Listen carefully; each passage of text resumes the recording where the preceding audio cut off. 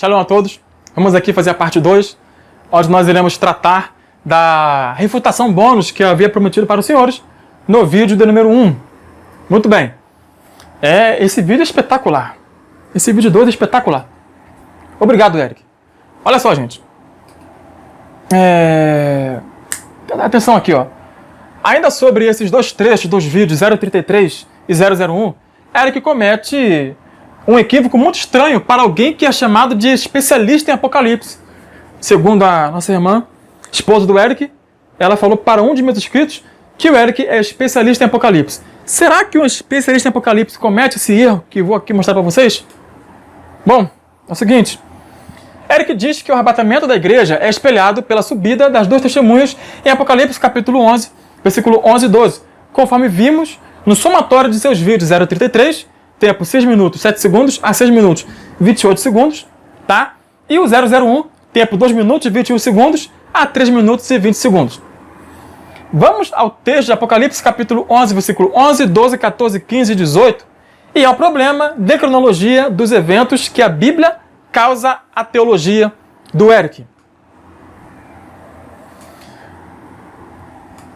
Eu vou ser mais preciso aqui, tá, amados? Está aqui o texto para vocês. Eu quero destacar desse texto aqui.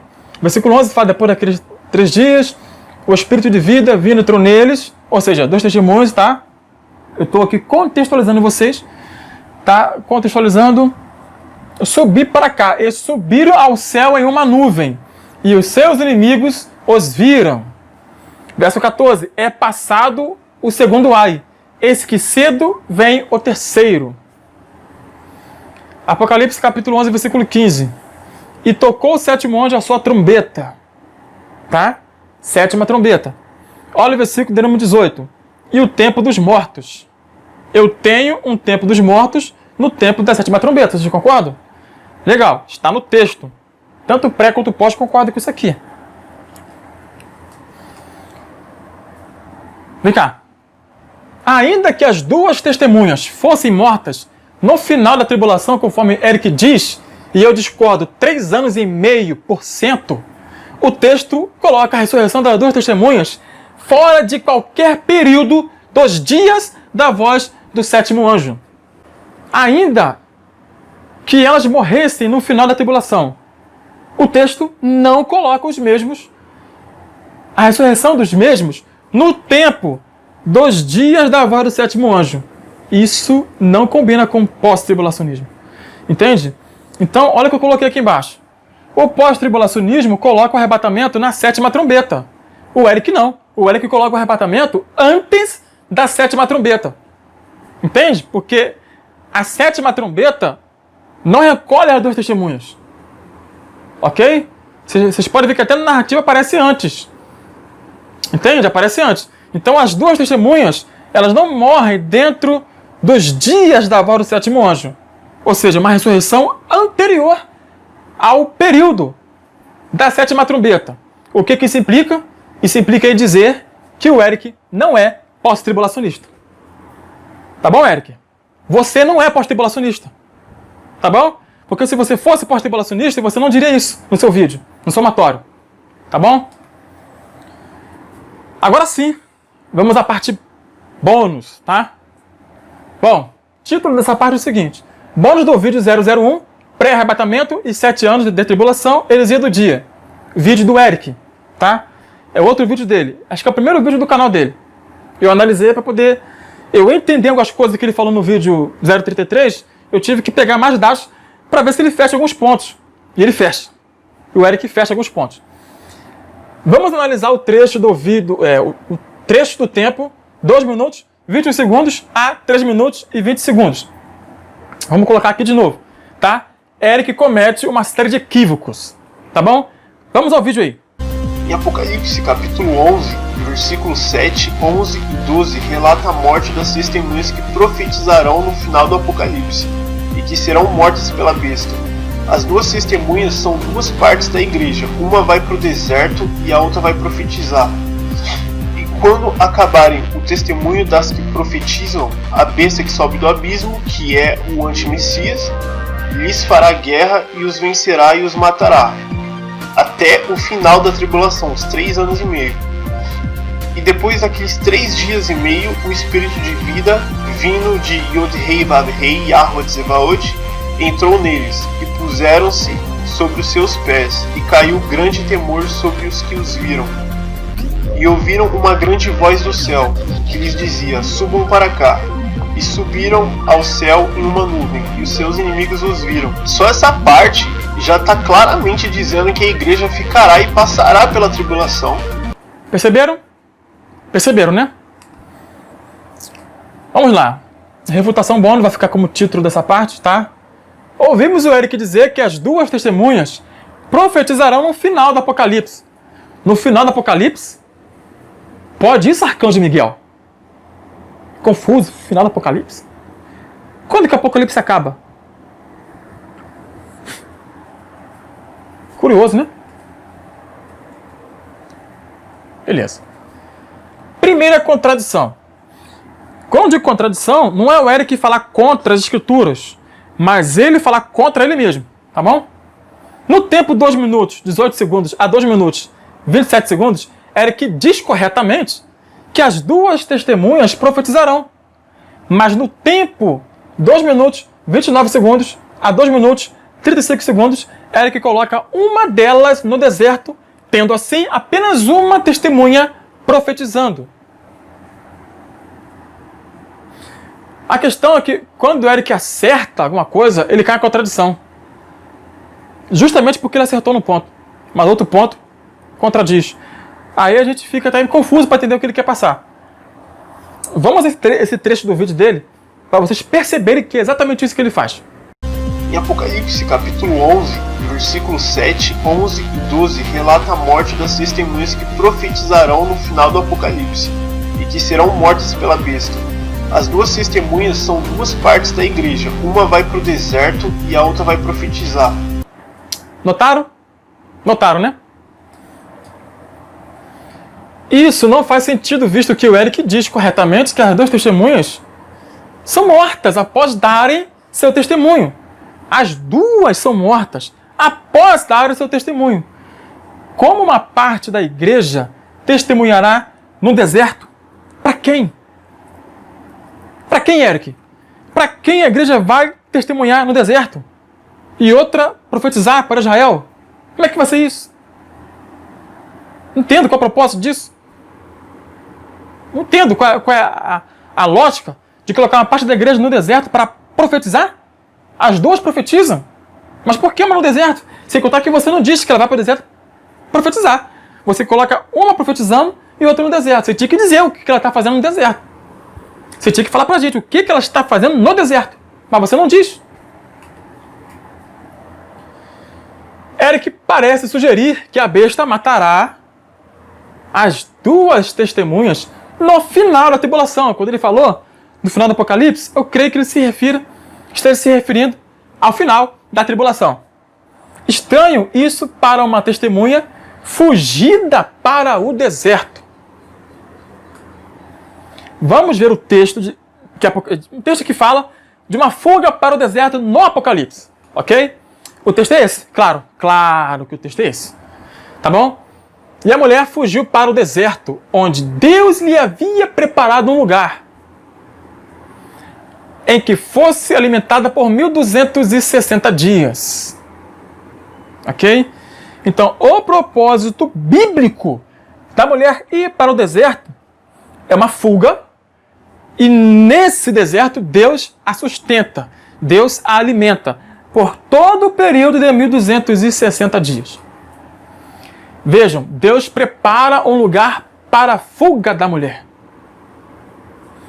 A igreja, na visão do Eric. Entende? Então Deus separa um povo para sofrer. Ele fala que os cristãos não sofrem perseguição, né? Mas o Eric diz o seguinte: uma parte da igreja vai profetizar e outra vai ser protegida por Deus durante 1260 dias no deserto. Deus precisa colocar no deserto. Deus precisa colocar a mulher no deserto para protegê-la. Ou melhor, a igreja para protegê-la.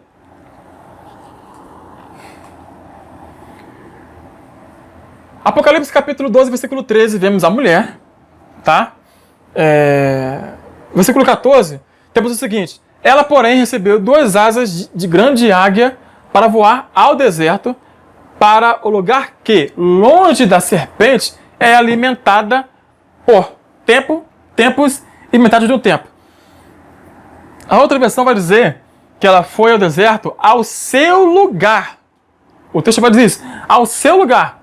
Para ser alimentada por tempos e metade de um tempo. Não fala nada de profetizar.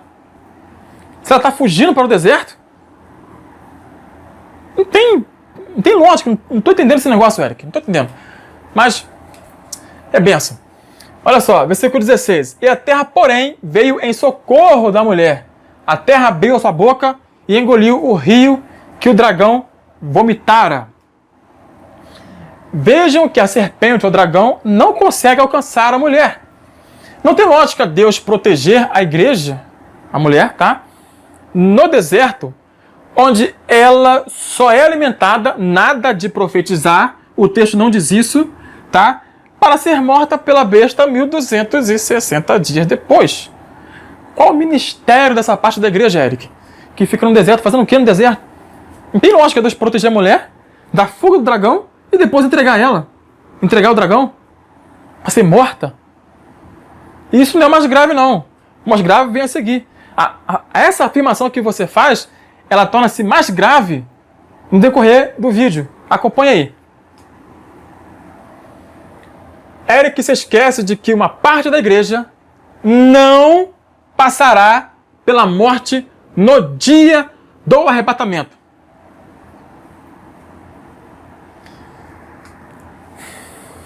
Gente, me explica isso aqui. Eric, seus inscritos e demais crentes que concordam com Eric. Eis que vos digo o mistério. Na verdade, nem todos dormiremos. Ok? Prosseguindo. Esse texto aqui está em 1 Coríntios capítulo 15, verso 51. Agora, 1 Tessalonicenses capítulo 4, versículo 15. Dizemos-vos, pois, isto pela palavra do Senhor, que nós, os que ficamos vivos para a vinda do Senhor, tem que ter um povo vivo no dia da vinda do Senhor. Os 2 textos áureos da vinda de Yeshua para a igreja falam que tem um público vivo. Isso mostra a incompatibilidade da identidade ligando a igreja com as 2 testemunhas, visto que as 2 testemunhas são mortas. Eu tinha que ter uma testemunha apenas morrendo, aquela que profetiza lá para Israel, e a parte viva é que fosse para o deserto. Mas as 2 morrem. Não faz sentido. Não faz sentido, Eric. Como que você divide toda a igreja em 2 testemunhas, sendo que as 2 morrem, e a parte viva da igreja é simbolizada por quem nas 2 testemunhas? Hein, Eric? Me explica isso aqui pra gente. Pode fazer um vídeo de resposta e colocar no comentário. Me explica. Como que você associa isso? Como que você associa a parte viva da igreja com as 2 testemunhas totalizando a igreja morrendo? Complicado, hein? Olha o verso 7 do capítulo 11. Mostra a besta que vai fazer guerra contra elas e os vencerá. Os vencerá porque aqui fala dos 2 profetas, tá?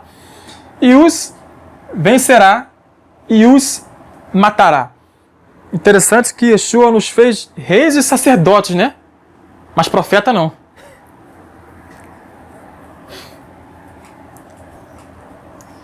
Verso 8. E jazerão seus corpos mortos na praça da grande cidade, que espiritualmente chama-se Sodoma e Egito, onde Nosso Senhor também foi crucificado. Vai juntando aí. Olha aqui. O que eu separei aqui? Ó? Os seus corpos mortos na praça da grande cidade, que espiritualmente chama-se Sodoma e Egito, onde o Nosso Senhor também foi crucificado. O que isso implica? Isso implica nisso aqui, ó. Para que o Eric esteja correto, toda a igreja tem que ser morta, ressuscitada e arrebatada de Jerusalém. Esses 3 eventos têm que acontecer com toda a igreja em Jerusalém. Porque há uma perseguição literal. Entende? Há uma morte literal. Entende?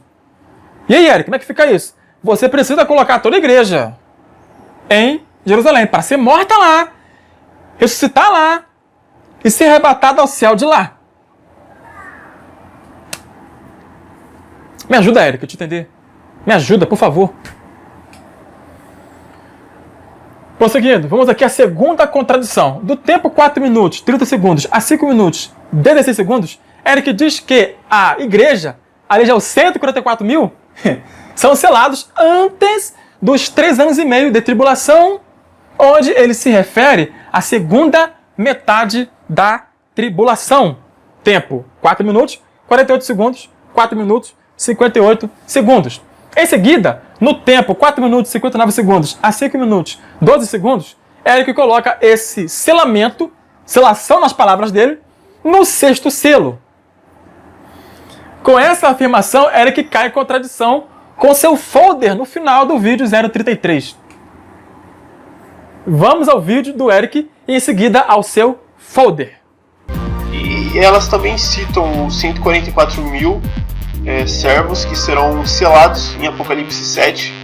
Ora, em nenhum verso de Apocalipse 7, no sexto selo, você lerá que o Messias irá tirar a igreja do período da tribulação, mas sim que serão reunidos em um monte e serão selados com a marca de Yod-Hei Vav-Hei na testa, antes do evento de fim do mundo que vai acontecer antes dos 3 anos e meio de tribulação.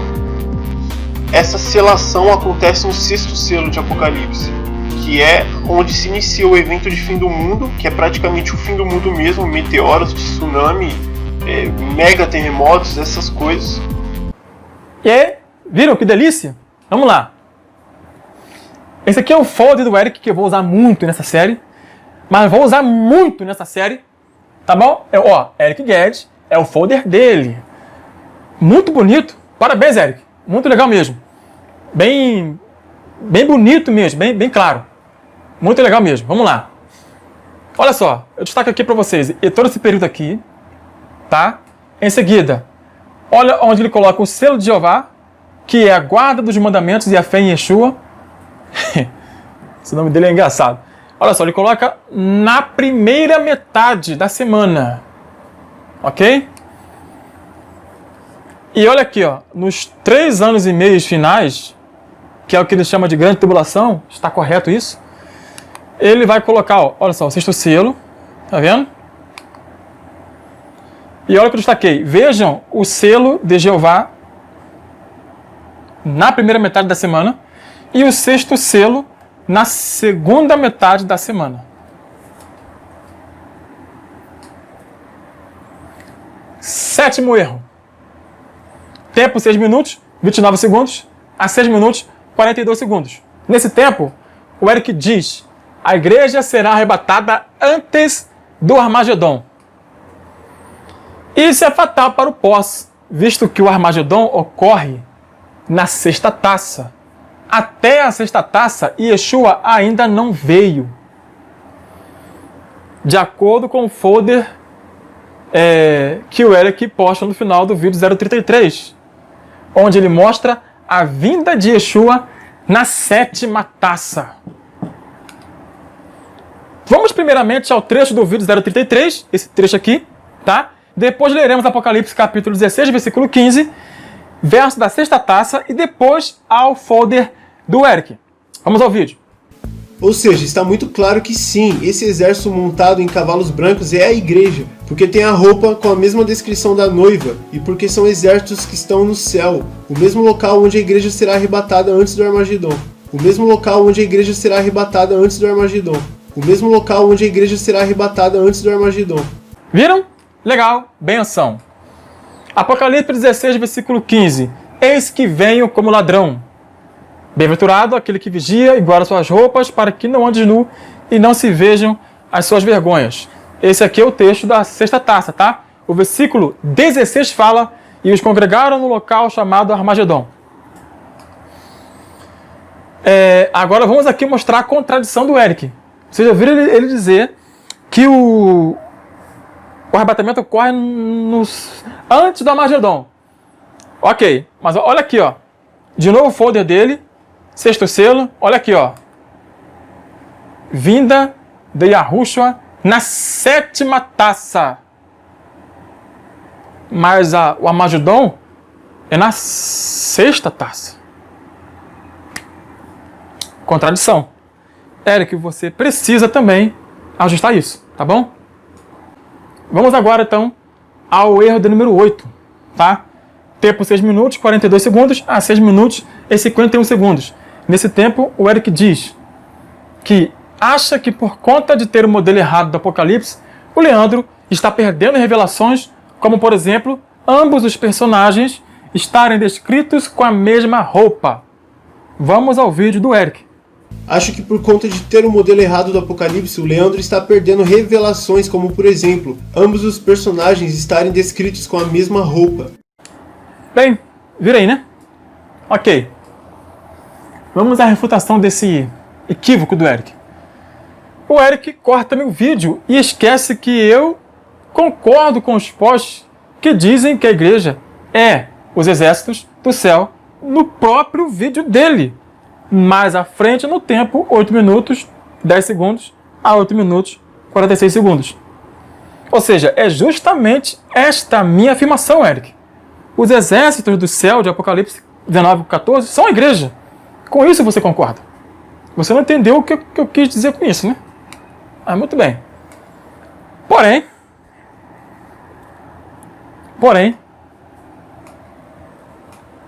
o problema para os pós não está em identificar os exércitos dos céus de Apocalipse 19:14 com a igreja. E por quê?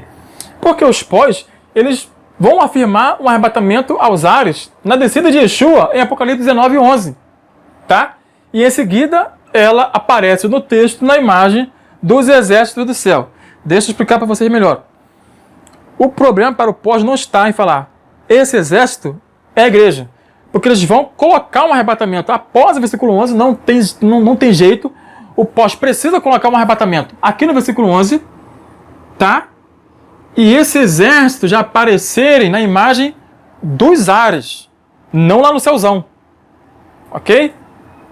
Da onde Yeshua está vindo. Então eles vão dizer isso, para justificar uma vida pós-tribulação. A igreja aparece descendo com Yeshua, mas no arrebatamento pós. Nessa vinda aqui, ó. Por isso que eles têm que colocar o arrebatamento aqui, ó. A partir do versículo 11. Legal? Para justificar um pós-tribulacionismo. Olha o versículo 11. E viu o céu aberto. Tem um cavalo branco que aparece e o seu cavaleiro chama-se Fiel Verdadeiro. É Yeshua. Ok? O céu se abre para Yeshua descer no cavalo. Bem, tá aqui o versículo 12, que dá a descrição de Yeshua. O versículo 13 também é Yeshua, ele tem suas vestes salpicadas de sangue. E o versículo 14. E seguiam-no, ou seja, os exércitos no céu. Seguiam quem? O cavaleiro do cavalo branco. Em cavalos brancos e vestido de linho fino, branco e puro. Tá bom? Prosseguindo. Os pós também podem sugerir que os exércitos são vestidos de vestido linho fino, branco e puro nos ares, e não no céu de onde Yeshua desce. Entende? Aliás, eles precisam dizer isso. Eles precisam dizer isso. O exército dos céus, os exércitos dos céus, eles são vestidos de linho fino nos ares. Porque o arrebatamento tem até os ares e depois volta para a terra na visão pós. Legal? E não no céu. Mas os ares é um tipo de céu. Tá, mas Yeshua desce do céu e se encontra com a igreja nos ares. Então são locais diferentes. Senão, não precisava Yeshua descer do céu. Porque o mesmo Senhor descerá do céu com alarido. Então não tinha que descer do céu. Bastava arrebatar lá do céu. Do mesmo local onde a voz chama as duas testemunhas. Entende? Ninguém encontra com as duas testemunhas nos ares, Eric. Ela vai até o céu diretamente. Por isso que você faz confusão nos textos. Porque você não observa isso. Entende?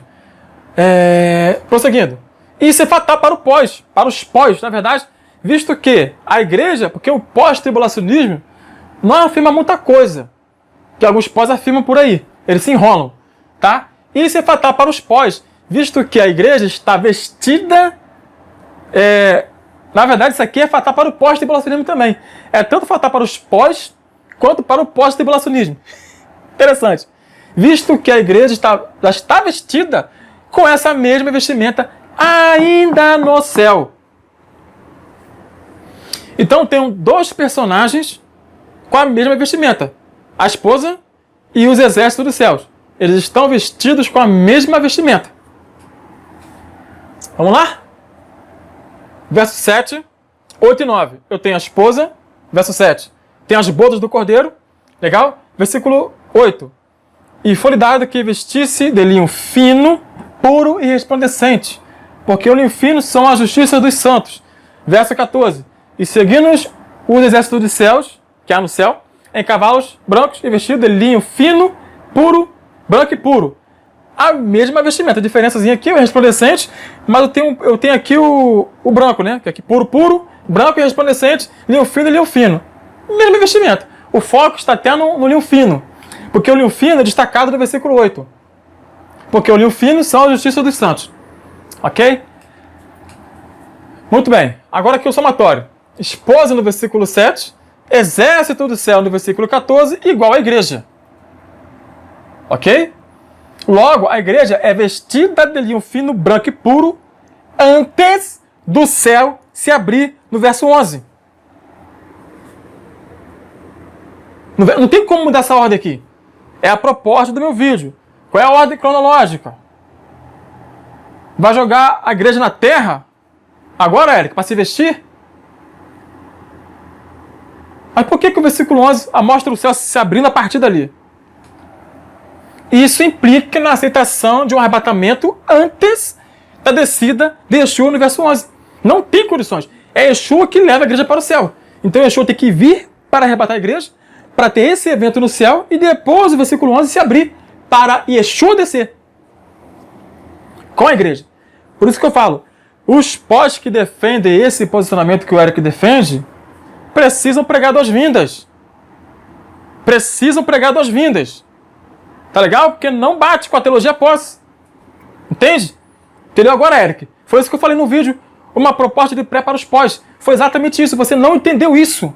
Você não entendeu isso. Você não consegue tirar a igreja do céu, no versículo 7.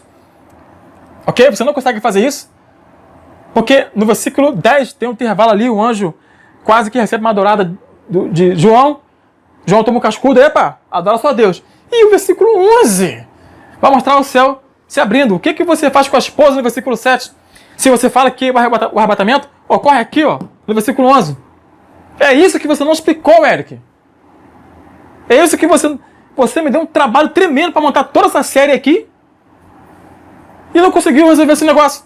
Eu preciso que você me responda isso. O que a igreja está fazendo no céu com essas vestimentas e depois o céu se abrindo, mostrando o exército do céu, que você diz que é a igreja. E eu concordo com você, meu amigo. Prosseguindo. Aqui o Eric vai precisar confessar duas vindas de Yeshua. Por quê? Uma para vestir a esposa de linho fino, branco e puro. No céu, olha o versículo 1. Olha o versículo 1. Tá? E o versículo 8. Segunda, descida do cavaleiro do cavalo branco, Apocalipse 19:11. Porque os pós colocam o arrebatamento aqui, ó. Mas aí é que fica esse na Arábia aqui de cima. Muito bem. Tá divertido, não tá? Verso, ó. Nono erro. Tempo 7 minutos, 19 segundos, a 8 minutos, 9 segundos. Eric pergunta. Como eu posso afirmar... Eu, Leandro de Paula, ele fala de mim aqui, ó. Como Leandro de Paula pode afirmar que o Apocalipse está fora de contexto se a primeira ressurreição de Apocalipse 20, verso 4 a 6, acontece antes de Apocalipse 19, 14. Tempo 7 minutos, 59 segundos, a 8 minutos e 9 segundos. Está dentro desse tempo aqui, ó. Tá? Essa pergunta que ele faz está aqui dentro. Então, vamos ao vídeo do Eric para a gente poder analisar essa parte que ele fala aí. O Leandro afirma que o contexto de Apocalipse 19, versículo 7, ao Apocalipse 20, versículo 6, não tem contexto para sustentar que está fora de ordem cronológica. Ora, se você tem o modelo certo, é claro que o contexto está fora de ordem cronológica. Os versículos 4, 5 e 6 do Apocalipse 20 mostram que as pessoas que foram decapitadas pelo antimessias reviveram, e que essa é a primeira ressurreição. Ora, se essa é a primeira ressurreição, ela acontece antes do Apocalipse 19, versículo 14, que é onde mostra o exército dos israelitas Kadoshim seguindo o Messias. pois esse exército são a igreja que foi ressuscitada e arrebatada junto aos remanescentes. Então como você pode afirmar que o Apocalipse não está fora de contexto, sabendo que o acontecimento que relata o Apocalipse 20 acontece antes do Apocalipse 19, versículo 14? Viram, né? Refutação do nono erro. Percebam a dificuldade que o Eric tem para fazer uma pergunta coerente. A pergunta que ele deveria fazer seria a seguinte: como eu posso afirmar que o Apocalipse não está fora de ordem cronológica se a primeira ressurreição de Apocalipse, capítulo 20, verso 4 a 6, ocorre antes de Apocalipse 19, 14? Essa é a pergunta mais coerente. Ok. Essa pergunta é baseada no mau entendimento do evento chamado Primeira Ressurreição, que ocorre em várias etapas. E Yeshua é as primícias dos que dormem. Ele inaugura a Primeira Ressurreição, Eric. Entende? Logo isso já obrigaria uma interpretação diferente dessa que o Eric quer propor. Continuando. 1 Coríntios capítulo 15, versículo 20. Mas na realidade, Cristo foi ressuscitado dentre os mortos, sendo ele as primícias dos que dormem. Colossenses 1,18. Ele também é a cabeça do corpo da igreja. É o princípio, o primogênito dentre os mortos. Então tem mais. Olha só, primogênito dentre os mortos. Ele é o principal dentre os mortos. Tem mais gente aqui ainda para ressuscitar, porque ele é primogênito dos mortos. Apocalipse capítulo 1, versículo 5.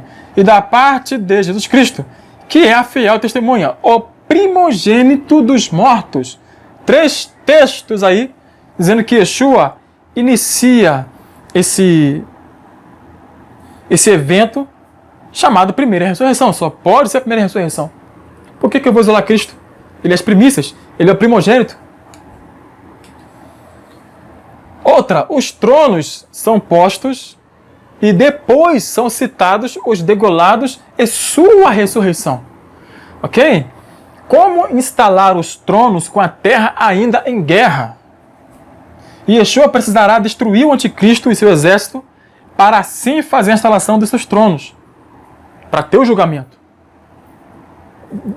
Julgamento que ocorre pelas pessoas que estão nesses tronos. Tá bom? Então, deixa eu esclarecer melhor aqui para vocês. A primeira ressurreição já foi inaugurada. Ou será que o Eric vai tirar Yeshua da primeira ressurreição? Aí é lamentável fazer um trem desse. Tirar Yeshua da primeira ressurreição é lamentável. Entende? Porque ele é as primícias, ele está dentro de um público que vai ressuscitar. Entende? Yeshua é as primícias dos que dormem. Ok? A garantia. Ele é a garantia. Depois os que são de Cristo na sua vinda. Então existe uma sequência, existe um evento e uma sequência. Tá? Não são ressurreições separadas quanto a seu caráter. Apenas o tempo. Ok? Então não é só uma... Se Yeshua é as primícias, em primeira instância a garantia, e em segunda de colheita, tem ainda a parte 2 da mesma colheita. E essa colheita é a primeira ressurreição, porque o apóstolo Paulo usa a linguagem de colheita. Tá bom? Então Yeshua inaugura a primeira ressurreição. Entende? Então ela tem etapas. Ela não inicia só no período pós-tribulacional. Tá bom? Bom, já expliquei isso aqui. Continuando. Logo, precisaremos de mais uma etapa da primeira ressurreição para os degolados pela besta ressuscitarem. Ou seja, eu ainda preciso dar um tempo, dar uma etapa dentro da primeira ressurreição para os participantes degolados da besta ressuscitarem. Então é mais uma etapa. É mais uma etapa. A citação da primeira ressurreição é conclusiva. Como assim, Leandro? Presta bem atenção. O Apocalipse tem essa característica. Ele cita o nome do evento na parte final dele. A primeira ressurreição. Tá? A Org Tuteu, a citação dela é conclusiva. Que ela aparece, sexto selo, sétima taça, sétima trombeta, Apocalipse 19, Apocalipse 14, naquela colheita, entende? São eventos pós-tribulacionais. Mas a ira é conclusiva, tá? Ali, esse órgão é citado para fechar o evento. Mesma coisa aqui no capítulo 20, verso 4, 5 e 6. A primeira ressurreição ela é conclusiva. Por quê? Ela se conclui naquele período ali. Porque ela começa em Yeshua e termina com o último salvo morto. Ok? Logo, essa pergunta não deve ser feita para mim, que entende que a primeira ressurreição ocorre em mais de uma etapa, ô Eric. Essa pergunta você não tem que fazer para mim. Tá bom? Nesse caso, o Eric será obrigado a colocar a primeira ressurreição e instalação dos tronos antes da prisão de Satanás, o que está correto com a visão pré. Vamos explicar para vocês, olha só. Verso 3. Apocalipse capítulo 20, verso 3, deve ocorrer após a guerra de Apocalipse 19, visto que o texto diz que Satanás não enganará mais as nações. Isso não parece saudável no ambiente onde as nações estão guerreando contra o cavaleiro do cavalo branco. Explicando melhor para vocês. Não tem como Satanás ser preso antes dessa guerra terminar? Se as nações ainda estão sobre a influência de Satanás. Entende? E depois disso temos os tronos. Por isso que eu falei, coloca na ordem cronológica, meu camarada. Coloca na ordem cronológica isso aí. Compreendeu, Eric? Bem, o problema que dá? Então, o certo é guerra, vem a ira de Deus, em seguida Satanás é preso, tá? Porque não tem como prender ele antes e deixar a influência dele na terra ainda, não faz lógica um negócio desse. No meio de uma guerra, não faz sentido isso. Tá? Depois é preso por 1000 anos, etc. Depois vem e vi tronos. Os tronos são postos antes de Satanás ser preso. Os tronos são postos antes da guerra de Apocalipse 19. E vocês, em alguns pós, ainda dizem que no pós é só lei pronto. De novo, se eu só ler pronto, tem um pré aqui no capítulo 19 e capítulo 20. É só ler. Lê direto. Você vai ter um pré ali. Bem, eu vou encerrar esse vídeo aqui, tá? Para não ficar muito extenso, não quero um vídeo muito longo. Tá? E vamos fazer a continuação no próximo vídeo. Tá bom, gente? Shalom. E aguardo vocês no vídeo 3.